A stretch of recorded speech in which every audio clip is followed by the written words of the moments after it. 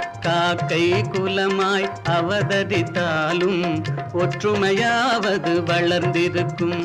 நண்பர்களுக்கு வணக்கம். நான் எட்டியப்ப சோழன். மறக்காம நம்ம சேனலை சப்ஸ்கிரைப் பண்ணிக்கிட்டு சப்போர்ட் பண்ணுங்க. இன்னைக்கு என்ன செய்தியை பார்க்க போறோம்னு கேட்டீங்கன்னா, அமீர் தந்த ஆதாரம், காப்பாற்றப்பட்ட திமுக அரசாங்கம், அதை தாண்டி இந்த 2 பேருடைய செய்தியை விரிவா பார்க்க போறோங்க. மூன்றாவதாக ஜெயராஜ் பென்னிக்ஸ் காவல் நிலையத்தில் மரணம் அடைகின்ற போது அந்த மரணத்தை அன்றைய காலகட்டத்தில் ஆளுமைகள் எப்படி கையாண்டார்கள், இன்றைக்கு அஜித்குமார் அவர்களுடைய மரணத்தை ஆளுமைகள் எவ்வாறு கையாளுகின்றார்கள் என்ற விஷயத்தை நான் சொல்ல போறேன். செம சுவாரஸ்யமா இருக்கும். அது வரைக்கும் பார்த்துட்டு உங்களுடைய கருத்தை சொல்லுங்க. நான் சொன்னது சரியா தவறா என்று சொல்லிட்டு, முதல்ல அமீர் அவர்களை பொறுத்த வரைக்கும் திமுக அரசாங்கத்தை காப்பாற்றுவதற்காக ஆதாரத்தை வெளியிட்டிருக்கின்றார். என்ன ஆதாரம் என்ற விஷயத்தை பார்த்துட்டு வந்துருங்க. குற்றமே நடக்காத சமூகம் உலகத்தில் ஒன்று இல்லவே இல்லை. உலகத்தில் எங்கேயுமே கிடையாது. இதற்கு முன்பாக அமீர் அவர்கள் பேசினாரு, ஏன்பா சட்டம் ஒழுங்கு சரியில்லை, சட்டம் ஒழுங்கு சரியில்லை என்று சொல்லிட்டு எல்லாரும் திமுக அரசாங்கத்தின் மீது குற்றச்சாட்டு வைக்கிறாங்க. எங்க வீட்டில் எல்லாருமே பாதுகாப்பா இருக்கிறாங்க. அதே மாதிரி செய்தியாளராகிய உங்க வீட்டில் இருக்கிறவங்களும் பாதுகாப்பா இருக்காங்களா இல்லையா? அப்புறம் எங்க சட்டம் ஒழுங்கு சரியில்லைன்னு சொல்றாங்க இவங்க. அப்ப திமுக அரசாங்கத்தை உள்நோக்கத்துடன் இங்கிருந்து அகற்ற வேண்டும் என்பதற்காக தானே சட்டம் ஒழுங்கு சரியில்லைன்னு சொல்றாங்க. இன்னைக்கு ரோட்ல பஸ் போலையா, கார் போலையா, சைக்கிள் போலையா, ஆட்களே போலையா? அப்போ ஒட்டுமொத்த பேரும் முடங்கி போயிருக்கின்றார்களா? அப்ப சட்டம் ஒழுங்கு சரியா தானே இருக்கிறது. எங்க வீட்டில் இருக்கவங்க எல்லாருமே நல்லா தானே இருக்காங்க, எந்த பிரச்சனையும் இல்லையே அப்படின்னு அமீர் அவர்கள் சொல்றாரு. ஆமாங்க, அவங்க வீட்டில் எல்லாரும் பாதுகாப்பாக தான் இருப்பாங்க. ஜாபர் ஷாதி கூட நீங்கள் ஃபோட்டோ எடுத்தீங்க. ஜாபர் ஷாதிக்கு என்னுடைய தம்பி ஒவ்வொரு தொழிலும் அவன் வளர்ச்சி அடைந்து மேம்மேலும் உயர என்னுடைய வாழ்த்துக்கள், அவனுடைய வளர்ச்சியில் என்னுடைய பங்களிப்பு இருக்கும் அப்படின்னு சொல்லிட்டு 2000 கோடி ரூபாய்க்கு போதைப் பொருள் கடத்தின ஜாபர் ஷாதி கூட நின்று கூட நீங்கள் ஃபோட்டோ எடுத்தீங்க, அவனுடன் படம் எடுத்தீங்க, தொழில் பண்ணீங்க, ஹோட்டலெல்லாம் வச்சு கொடுத்தான். ஆனால் அப்படி இருந்தாலும் சரி, உங்கள் வீட்லேயும் சரி, நீங்களும் சரி பாதுகாப்பாக தான் இருக்கிறீங்க. அதனால் சட்டம் ஒழுங்கு சரியாக தான் இருக்குது அப்படின்னு நீங்கள் சொல்லுவீங்க.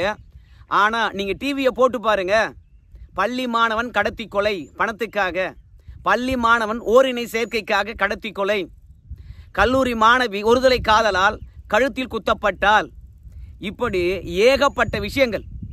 கல்குவாரி தொடர்பாக வீடியோ எடுக்க சென்ற ஊடக நிருபர் அடித்து நொறுக்கப்பட்டார். இப்படி அநியாயங்கள் நடக்கின்ற போது எவன்லாம் தட்டி கேட்குறானோ அவன்லாம் படுகொலை செய்யப்படுறான். ஆனால் என் வீட்டில் எல்லாரும் பாதுகாப்பாக இருக்காங்க, செய்தியாளர் வீட்டிலலாம் பாதுகாப்பாக இருக்கிறாங்க அப்படின்னு அமீர் சொல்லிட்டு இங்கே சட்டம் ஒழுங்கு நல்லா தான் இருக்குது அப்படின்னு அமீர் அவர்கள் கடந்து செல்ல பார்க்கின்றார். ரெண்டாவது, இந்த காவல் நிலைய மரணங்கள், அந்த மரணங்களை யாருமே ஏற்றுக்கொள்ளவே மாட்டாங்க. அதுலேயும் அஜித்குமார் அவர்கள் 9 சவரன் நகையை திருடிட்டு இருப்பார் என்ற ஒரு சந்தேகம்தான். அது ஊர்ஜிதமே ஆகலை. அப்படி ஊர்ஜிதம் ஆகாமல், வழக்கு பதியாமல், காவல் நிலையத்தில் வைத்து விசாரிக்காமல் கண்ட இடத்துல கொண்டு போய் விசாரித்து அடித்து கொன்று இருக்கிறாங்க. ஆனால் இந்த அமீர் இந்த அரசாங்கத்தை காப்பாற்றுவதற்கு ஆதாரத்தை தூக்கின்னு வர்றார். என்ன ஆதாரத்தை தூக்கின்னு வர்றார் தெரியுமா? எந்த நாட்டில் குற்றம் நடக்காது இருக்குது, எந்த மாநிலத்தில் இந்த மாதிரி மரணங்கள் நடக்காமல் இருக்கிறது, இல்லை எந்த ஆட்சியில் நடக்காமல் இருக்குது, இந்த ஆட்சி மீது மட்டும் ஏன் பழி போடுறீங்க? இந்த மாதிரி மரணங்கள் நடக்கின்ற போது அரசாங்கம் நடவடிக்கை எடுக்கலையா? நடவடிக்கை எடுத்திருக்கு இல்லையா? அப்புறம் ஏன் அரசாங்கத்தின் மீது பழி போடுறீங்க? குற்றம் செய்தவனுக்கு ஆதரவாக இருந்தால் இந்த அரசாங்கத்தை குறை சொல்லலாம், குற்றவாளியை காப்பாற்றி விட்டார்களே அப்படின்னு சொல்லிட்டு ஆதங்கம் இருக்கலாம், நீங்கள் போராடலாம், இந்த ஆட்சி வேண்டாம் என்று சொல்லலாம். ஆனால் பாதிப்பு அடைந்தவர்களுக்கும் நிவாரணம் வழங்கி இருக்கிறது, அந்த பாதிப்பை உண்டாக்குனவங்களையும் சிறையில் தூக்கி போட்டிருக்குது. காவல்துறையினர் இந்த விஷயத்துல சம்பந்தப்பட்டு இருப்பதனால சிபிஐக்கும் வழக்கு விசாரணை மாத்திட்டாங்க. வேற என்ன எதிர்பார்க்குறீங்க? இல்லை எடப்பாடி பழனிசாமி ஆட்சியில் ஜெயராஜ் பென்னிக்ஸ் மரணம் அடைகின்ற பொழுது மாரடைப்பாலும் மூச்சு திணறலால் உயிரிழந்து விட்டார்கள் அப்படின்னு சொல்லிட்டு கடந்து போனார் எடப்பாடி பழனிசாமி. குற்றவாளிகளை காப்பாற்றினாரு. அந்த மாதிரி இங்கே என்ன காப்பாற்றினாங்களா? இல்லை எங்கே தான் குற்றம் நடக்காமல் இருக்குது? குற்றம் செய்யாத சமூகத்தை உங்களால் பார்க்க முடியுமா? அதனால் என்னவோ காவல்துறை மரணங்கள் இந்த ஆட்சியில் மட்டும்தான் நடந்து விட்டது மாதிரி சும்மா இந்த அரசாங்கத்தின் மீது குற்றச்சாட்டு வச்சுக்கிட்டே இருக்கிறீங்களே அப்படின்னு எல்லா ஆட்சியும் தான் நடக்குது, இது ஒரு பெரிய விஷயமே இல்லையே அப்படின்னு மக்களை கடந்து போக வைக்கிறாங்க. எல்லாவற்றையும் சாதாரண நிகழ்வாக மாற்றுகின்றார்கள். எப்படி கடையில் கள்ள முட்டாய் திருடிட்டு 2 அடி கொடுத்த உடனே அதெல்லாம் ஒரு பெரிய மேட்டரா, போங்கடா கடந்து பசிக்காக கள்ள முட்டாய் எடுத்துட்டான்டா அப்படின்னு சாதாரண நிகழ்வாக கடந்து போகிறோம்ல, அதே மாதிரி தான் அஜித்குமாருடைய மரணத்தையும் சாதாரணமாக கடந்து போக சொல்லுகின்றார் நம்முடைய அமீர். ஒருவேளை இந்த ஆட்சி சரியில்லைன்னு சொல்லிட்டு நீங்கள் நினச்சிருந்தீங்கன்னா எல்லா ஆட்சியிலும் அப்படி தான் நடக்குது அப்படின்ற எண்ணத்தை இவங்க உருவாக்குறாங்க. அது மட்டும் கிடையாது, போதைப் பொருளை வந்து குறிப்பிட்ட அளவுக்கு கையில் வச்சுக்கலாமா. நம்ம இந்திய அரசியலமைப்பு சட்டமானது அதுக்கு வழிவகை செய்யுதான். நம்ம அமீரை பொறுத்த வரைக்கும் அவராக சொல்லலையாம், சட்டத்தை தான் சொல்கிறாராம். இது எதற்காக சொல்கிறாருன்னு கேட்டிங்கன்னா, தமிழ்நாட்டில் போதை பழக்கமானது அதிகரித்து விட்டது. நீங்கள் டாஸ்மார்க்கில் குடிக்கின்ற அந்த போதை என்று நினச்சிக்கோங்க, கிடையாது. தமிழகத்தில் சிந்தட்டிக் ட்ரக்ஸ் என்று சொல்லப்படுகின்ற அபின், ப்ரௌன் சுகரு, அது மட்டும் இல்லை கஞ்சா, இவையெல்லாம் அதிகமாக புழங்குகிறது. ஸோ இந்த குற்றச்சாட்டு வேற இந்த அரசாங்கத்தின் மீது சொல்லி இந்த அரசாங்கத்தை காலி பண்ணிட்டாங்கன்னா என்ன பண்ணுறது? அதனால் சட்டத்திலே போதைப் பொருள் வச்சுக்கலான்ற ஒரு அனுமதி இருக்குது தெரியுமா. ஆனால் அதிகமாக வச்சுக்க கூடாது. எந்த அளவு நீ பயன்படுத்துவியோ அந்த அளவுக்கு வச்சுக்கலாம் போதைப் பொருளை. அதுக்கு சட்டத்தில் இடம் இருக்குது அப்படின்னு சொல்லிட்டு போதைப் பொருளையும் வந்து பார்த்தீங்கன்னா சாதாரண உப்பு புளி மிளகா மாதிரி புழக்கத்தில் இருக்கலாம், அனுமதிக்கப்பட்டது தான் அப்படின்னு அதையும் நார்மலைஸ் பண்ணுறார். ஏன்னா இந்த கொலை வந்து எல்லா ஆட்சியிலும் நடக்குதுப்பா, சரி ஓகே ஒத்துக்கிறோம். ஆனால் அதிமுக ஆட்சியில் வந்து பார்த்தீங்கன்னா போதைப் பொருள் இருந்ததா, இல்லை ஜெயலலிதா ஆட்சியில் இருந்ததா அப்படின்னு யாராவது கேட்டாங்கன்னா என்ன பண்ணுறது? அப்போ இந்த ஆட்சி காலி ஆகிடும் இல்லையா? 2026 மக்கள் வந்து ஒதுக்கிடுவாங்க இல்லையா? அதனால் போதைப் பொருளால் கூட இந்த ஆட்சி எந்த விதத்திலும் பாதிப்படைந்து விடக்கூடாது. இந்த ஆட்சியை காப்பாற்ற வேண்டும். அதற்காக ஆதாரத்தை தூக்கின்னு வரார். எப்போதுமே சரி போதைப் பொருள் என்பது குற்றம்தான். ஆனால் அந்த போதைப் பொருள் எப்பொழுது குற்றம் இல்லை என்று கணக்கில் எடுத்துக்கொள்ளப்படுகிறதுன்னு கேட்டிங்கன்னா, அவங்க 1 கிராமை விட குறைவாக போதைப் பொருளை உட்கொண்டிருந்தால் அந்த போதைப் பொருளானது ஏதோ தவறுதலாக உணவுப் பொருளுடன் கலந்து வந்திருக்கலாம், இல்லை பழிவாங்க நடவடிக்கையுடன் வந்து பார்த்தீங்கன்னா யாராவது கொடுத்துருக்கலாம். அதனால தான் அந்த அளவுக்கு சிறிய அளவு கொடுத்துருக்காங்க. அதிக அளவு கொடுத்துருந்தாங்கன்னா உட்கொள்றவருக்கு அந்த போதைப் பொருள் அப்படின்னு தெரிஞ்சிட்டு இருக்கோம். அவருக்கு தெரியாத அளவுக்கு எதுலையோ கலந்து கொடுத்துட்ருக்காங்க. அதனால் அந்த சின்னஞ்சிறிய அந்த போதை வசத்தை உட்கொண்டு இருந்தால் அது குற்றமில்லை என்று சட்டம் சொல்லுது. அதாவது தெரியாமல் உட்கொண்டிருப்பார்கள் அப்படின்னு சொல்லுது. ஆனால் அதையே இவர் சட்டப்பூர்வமாக்குறார். மொத்தத்தில் அமீரை பொறுத்த வரைக்கும் காவல் நிலையத்தில் வைத்து விசாரிக்க வேண்டிய வழக்கை கண்ட இடத்துல கொண்டு போய் அடித்து துன்புறுத்தினாங்க. உலகத்தில் எங்கேயுமே நடக்காத ஒரு முறை வந்து அஜித்குமார் வழக்கில் நடந்திருக்கிறது. ஆனால் அதையும் சாதாரண நிகழ்வாக மாற்றுகின்றார்.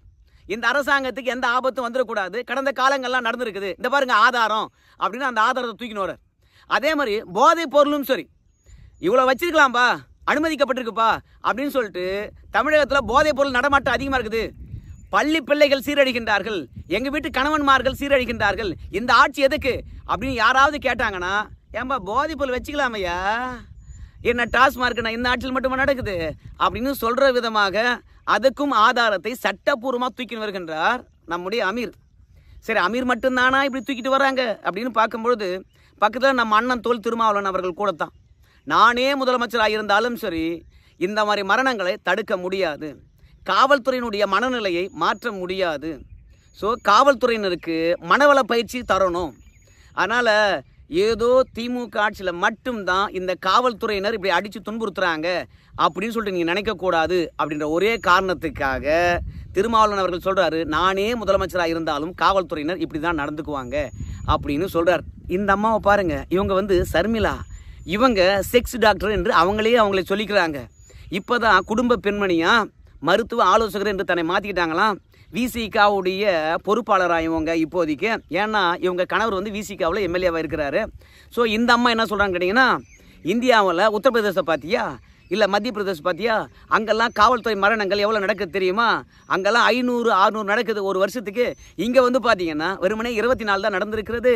அங்கெல்லாம் கேட்காதவனுங்க இங்கே ஏன்டா கேட்குறீங்க, இந்த ஆட்சியை நாசம் பண்ணிடணும் அப்படின்ற ஒரே காரணம் தானே அப்படின்னு சொல்லி போட்டு இவங்களும் வந்து எல்லா ஆட்சியும் நடக்குது, இந்த ஆட்சியில் நடந்திருக்குது, இந்த ஆட்சி மட்டும் அகற்றி விட வேண்டும் என்று நினைக்கிறீங்களே அப்படின்னு சொல்லிட்டு திருமாவளவன், இந்த ஷர்மிளா எல்லாருமே முட்டு கொடுக்குறாங்க. இதில் இந்த ஷர்மிளா அவர்களை பொறுத்த வரைக்கும் இன்னும் ஒரு படி மேலே போய் என்ன சொல்கிறான்னு கேட்டிங்கன்னா, இந்த சங்கிகளை பொறுத்த வரைக்கும் இந்த ஆட்சியை அகற்றுவதற்கு எந்த நிலைக்கு வேண்டாலும் போவாங்கப்பா. அதை மாதிரி தான் இந்த நிகிதா அவர்களை தூண்டி விட்டு இந்த ஆட்சியை அப்புறப்படுத்த பார்க்குறாங்க.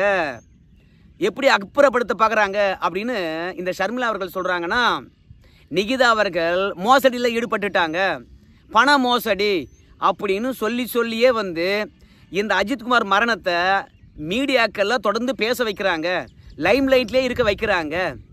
இந்த நிகிதா அவர்களை பொறுத்த வரைக்கும் புகார் அளித்தாங்க, அஜித்குமார் அடித்தாங்க, செத்து போயிட்டாங்க, அதோட கடந்து போகாமல் அடுத்தது சங்கிகளை பொறுத்த வரைக்கும் மதுரையை குறி வச்சு மாநாடு நடத்தினாங்க. இப்போ மதுரையை சுற்றி வந்து நிகிதாவுக்கு எதிராக யாரெல்லாம் இருக்கிறாங்களோ அவங்கெல்லாம் வந்து தூண்டி விட்றாங்க. மொத்தத்தில் இந்த விஷயத்தை யாரும் மறக்கக்கூடாது, தொடர்ந்து பேசிகிட்டே இருக்கணும், அப்புறம் இந்த ஆட்சியை வீட்டுக்கு அனுப்பணும் அப்படின்னு நினைக்கிறாங்க. அதனால தான் இப்போது நிகிதா அவர்களை இந்த சங்கிகள் பிடிச்சும் கொடுக்க மாட்டாங்க. ரெண்டாவது, காவல்துறை கைது பண்ணாலும் இந்த நிகிதாவை காப்பாற்றிக்கிட்டே இருப்பாங்க. ஆக மொத்தத்தில் அஜித்குமார் விஷயத்தை தொடர்ந்து பேசணும் என்று சங்கிகள் ஐடியா பண்ணிட்டாங்க. அதனால தான் அவங்க மாநிலத்தில் நடக்கிறதெல்லாம் மறைச்சிடுவாங்க. ஆனால் திராவிட மாடல் ஆட்சி நடப்பதை மட்டும் பெருசாக்குவாங்க, ஊடகத்துக்கு பணம் கொடுத்து பேச வைப்பாங்க அப்படின்னு வந்து சொல்லிட்டு நிகிதா வந்து சங்கிகள் தூண்டி விடப்பட்ட ஆளாம். அந்த அம்மா பணம் வாங்கினது இந்த சங்கிகள் சொல்லித்தானா. இந்த மாதிரி ஒரு கற்பனை கதை. மொத்தத்தில் இந்த நிகிதா அவர்களை பொறுத்த வரைக்கும் எனக்கும் ஆட்சி படத்தில் இருக்கிறவங்களுக்கும் எந்த அளவுக்கு தொடர்பு இருந்து தெரியுமா? அவங்ககிட்ட சொல்லித்தான் நான் வந்து காசு வாங்கி எல்லாவற்றையும் ஏமாத்தினேன் அப்படின்ற விஷயத்த பொது வெளியில் போட்டு உடச்சிக்கிட்டு வராங்க. அதுலேயும் கோயம்புத்தூரை நோக்கி இந்த நிகிதா அவர்கள் காரில் போகின்ற போது ஒரு இடத்துல உட்காந்து சாப்பிட்ருக்காங்க. அந்த இடத்துல இருக்கக்கூடிய ஒரு நபர் வந்து 100க்கு ஃபோன் பண்ணி நிகிதாவையும் காரையும் பிடிச்சி வச்சுருக்கோம் வாங்க அப்படின்னு சொல்லுகின்ற போது, பிடிச்சி வச்சுருங்க அதை வந்துடுறேன்னு சொன்னவங்க அரை மணி நேரம் பொறுத்து நிகிதாவையும் காரையும் விட்டுருங்க அப்படின்னு காவல் நிலையத்தில் இருந்தே வந்து உத்தரவு வருகிறது. ஒருத்தர் பிடிச்சி வைக்க சொல்கிறாரு, இன்னொருத்தர் வந்து பார்த்தீங்கன்னா விட்டுருங்க அப்படிங்கிறாங்க.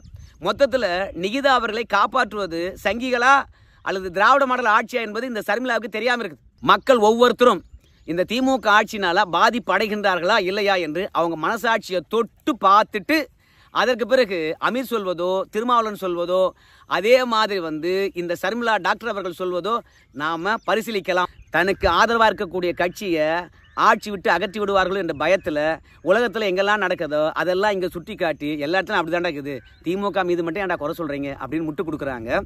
இப்போது ஜெயராஜ் கொலையை அன்றைய காலத்தில் இருக்கின்ற ஆளுமைகள் எப்படி கையாண்டார்கள் அப்படின்னு நம்ம பார்க்கணும். ஏன்னா ஜெயராஜ் பென்னிக் அவர்கள் வந்து காவல் நிலையத்தில் மரணம் அடைந்து விட்டார்கள். அரசியல் கட்சியில் இருக்கவங்க அத்தனை பெருமை பார்த்துட்டாங்க, நிவாரணங்கள் வழங்கிட்டாங்க, பணமெல்லாம் கூட கொடுத்தாங்க. ஆனால் அந்த பிரச்சனையானது இந்த வருஷம் எப்படி ஜூன் மாதம் அஜித்குமார் அவர்கள் காவல்துறையினால் அடித்து படுகொலை செய்யப்பட்டாங்களோ அதே மாதிரி எடப்பாடியார் ஆட்சியிலும் வந்து எனக்கு தெரிஞ்சு 2020 என்று தான் நினைக்கிறேன், அப்போ தான் ஜெயராஜ் பென்னிக்ஸ் அவர்கள் வந்து அடித்து கொலை செய்யப்பட்டாங்க காவல் நிலையத்தில். ஆனாலும் 2021 தேர்தல் வரைக்கும் ஜெயராஜ் பென்னிக்ஸ் கொலையானது லைம் லைட்லேயே இருந்தது, மறக்கடிக்கவே வைக்கல. அதை எப்படி கையாண்டாங்கன்னு தெரியுமா? திடீர்னு ஒருத்தர் போய் ஜெயராஜ் பென்னிக்ஸ் வீட்டில் போய் ஆறுதல் சொல்லுவார். அப்படி சொல்லும் போது என்ன சொல்ல தெரியுமா? அம்மா நான் சிங்கப்பூரில் இருந்தேன், என்னுடைய அப்பாவும் தம்பியும் மரணம் அடைகின்ற போது என்னால் நேராக வர முடியல, இப்போ தான் நான் சிங்கப்பூர்லேருந்து வந்தேன், அதனால் நேராக அஞ்சலி செலுத்திட்டு போகிறோமா அப்படின்னு சொல்லிட்டு ஒவ்வொரு நாட்டில் இருக்கக்கூடிய ஒவ்வொரு நடிகரும் ஒவ்வொரு அரசியல் ஆளுமையும் அதே மாதிரி திமுக ஆதரவாக இருக்கிறவங்களும் வெளிநாட்டிலேருந்து வந்தாங்கன்னு வச்சுங்களேன், ஜெயராஜ் பென்னிக்ஸ் வீட்டுக்கு போயிட்டு அந்த விஷயத்தை தொடர்ந்து லைம் லைட்லேயே வச்சுருந்தாங்க. ஆனால் இன்னைக்கு விஜய் மட்டும்தான் அந்த மாதிரி போய் ஜெயராஜ் பென்னிக்ஸ் உயிரிழக்கின்ற போது ஆளுமையில் தொடர்ந்து வீட்டுக்கு போன மாதிரி அஜித்குமார் வீட்டுக்கு போயிட்டு வந்தார். ஆனால் இன்னைக்கு அஜித்குமார் விஷயத்தை நம்ம 2 நாளில் மறந்துட்டு நிகிதா அவர்கள் எவ்வளோ மோசடி பண்ணாங்க, எங்கெல்லாம் ஓடி ஒளிறாங்க, அவங்களுக்கும் மற்றவங்களுக்கும் என்ன தொடர்பு அப்படின்னு பேசிட்டு இருக்கோம். அதை தாண்டி எங்கே தான் நடக்கலை, இங்கேயும் அதனால் நடக்குது, அதனால் இது ஒரு பெரிய பிரச்சனையே இல்லை, நம்ம பழைக்கிற வேலையை பார்ப்போண்டா அப்படின்னு சொல்லிட்டு இங்கே அரசியல் ஆளுமைகளும் நடிகர்களும் வரிசையாக வந்து திமுக முட்டு கொடுத்து திமுக எந்த விதத்திலும் தப்பு பண்ணலப்பா அப்படின்னு சொல்லி நற்பெயரை உருவாக்குகின்ற விஷயத்தை கையில் எடுக்கின்றார்கள். அன்றைக்கு ஜெயராஜ் பென்னிக்ஸ் வீட்டுக்கு தொடர்ந்து ஒவ்வொருத்தராக போய் அஞ்சலி செலுத்துகின்றோம், மரியாதை செலுத்துகின்றோம்னு சொல்லிட்டு அதை லைம் லைட்டில் வச்சுருந்தாங்க. ஆனால் இன்னைக்கு அஜித்குமார் மரணத்தை எப்படிடா மூடி மறைக்கலாம் என்று சொல்லிவிட்டு திசை திருப்பி எல்லா ஆட்சியிலும் தான் நடக்குது, இது என்ன பெரிய விஷயமா அப்படின்னு சொல்லிட்டு நம்மளை மண்டையை கழுவிட்டு அட அதே ஏன்டா பேசி நடக்கணும், அது ஒரு பெரிய விஷயம் இல்லைடா, எல்லா ஆட்சியிலும் தான் நடக்குது, வேலை பார்ப்பண்டா அப்படின்னு சொல்லிட்டு நம்மளை உளவியல் ரீதியாக தயார்படுத்துகின்றார்கள். இப்போ அமீரும் திருமாவளவனும் ஷர்மிளா அவர்களும் இறங்கியிருக்காங்க. அடுத்தது எந்தெந்த நடிகர்கள் வருவாங்க இந்த அரசாங்கத்தை காப்பாற்றுவதற்காக இது என்ன அடுத்த ஆட்சியில் நடக்கலையா அப்படின்னு சொல்லிட்டு முட்டு கொடுப்பதற்கு யார் யார் வருவாங்க என்பதெல்லாம் பொறுத்து வந்து பார்க்கலாம். ஆக மொத்தத்தில் இந்த ஆட்சியில் எது நடந்தாலும் சரி தப்பு கிடையாது. ஆனால் எடப்பாடியார் ஆட்சியில் துரும்பு கீழே விழுந்து போனால் கூட தூணே கீழே விழுந்துட்டு மாதிரி பேசுவாங்க. சரி நண்பர்களே, சொன்னதே சொன்னால் போர் அடிக்கும் உங்களுக்கு. நன்றி.